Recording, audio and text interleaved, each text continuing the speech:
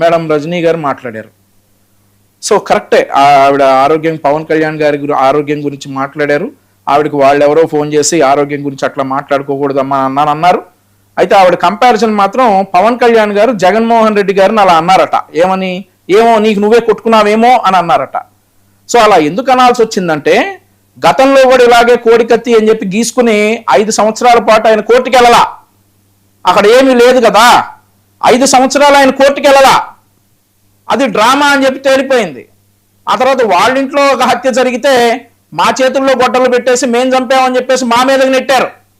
So అలాంటి కుట్రే ఇది కూడా అనుకుని పవన్ కళ్యాణ్ గారు, ఏం బాబు నీకు నువ్వే కొట్టుకున్నావా రాయి అని చెప్పి అనుంటారు.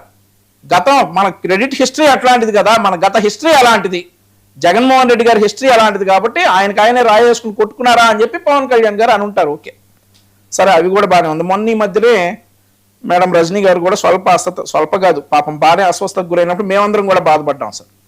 అదే ఇంత చిన్న వయసులో స్ట్రోక్ రావటం ఏంటి, అట్లా మేము కూడా బాధపడ్డాం. సో ఆరోగ్యాల గురించి ఆవిడ వాళ్ళు ఒక స్టాండ్ తీసుకున్నారు. ఎవరు అనారోగ్యంతో ఉన్నా కానీ వెటకారం ఆడటం కరెక్ట్ కాదు అని చెప్పేసి ఆవిడ పాపం స్టాండ్ తీసుకున్నారు.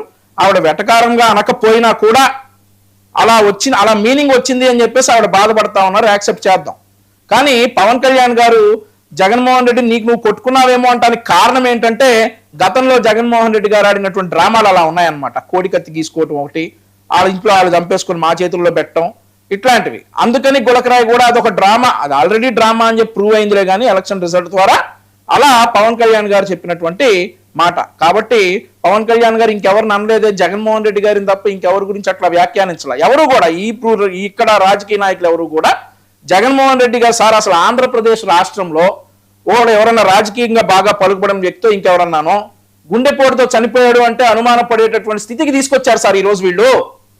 గుండెపోటుతో చనిపోయాడంటే ఆగండి ఒక 5-6 గంటలు ఆగుదాం, మళ్ళీ ఏమొస్తుందో, గుండెపోటు వచ్చుద్దో ఇంకేదైనా పోటు వచ్చుద్దో అభిప్రాయం అని చెప్పేసి అనుమాన పడేంత స్థితికి ఈ రోజు రాజకీయాలను తీసుకొచ్చారు. కాబట్టి పవన్ కళ్యాణ్ గారు అలా అనుంటారు.